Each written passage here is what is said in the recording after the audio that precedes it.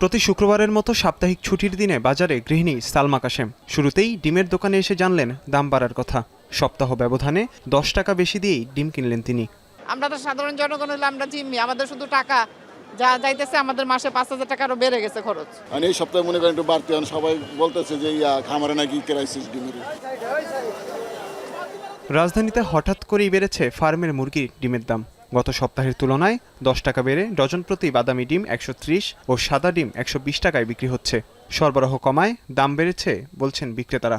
পর্যাপ্ত পরিমাণের মাল নাই, তারপরে শাক তরকারির দাম বেশি, মাছের দাম বেশি, এই জন্য ডিমের প্রভাব পড়ছে। আমরা তো আর থেকে কিনে আনি, আর তো বেশি দামে ওরা হেরা বিক্রি করে, আমরা বেশি দামে কিনে আনি, আমাকে তো একটু বেশি দামে বিক্রি করা লাগে। বৃষ্টির অজুহাত মুরগির দামেও গত সপ্তাহ থেকে 10 টাকা কমে ব্রয়লার মুরগি 150 টাকায় বিক্রি হলেও সোনালী জাতের মুরগি 260 থেকে বেড়ে 300 টাকায় বিক্রি হচ্ছে।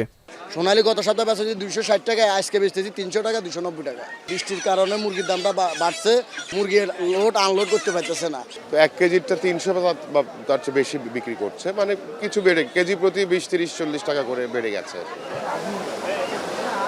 এদিকে টানা বৃষ্টি ও গরমের প্রভাব পড়েছে কাঁচা বাজারেও। মানভেদে কাঁচামরিচ ও টমেটো বিক্রি হচ্ছে 130 থেকে 150 টাকা দরে, আর কাকরোল, ঢেঁড়স, চিচিঙ্গা, বেগুন, ধুন্দুল সহ অন্যান্য সবজি 40 থেকে 70 টাকা কেজি প্রতি বিক্রি হচ্ছে। শুক্রবারে তো দাম বেশি একটু থাকে, চিচিঙ্গা অন্যদিন 30 টাকা থাকে, আজকে 40 টাকা। মাল কম আসে, এই কারণে দামটা বেশি। আবার অনেক সময় কমেও যায়, মানে মালটা একটু বাজারে বেশি আসলে দাম কমে যায়।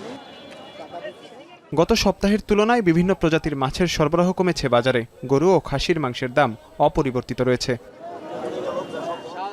মাজহার ইমন, এখন, ঢাকা।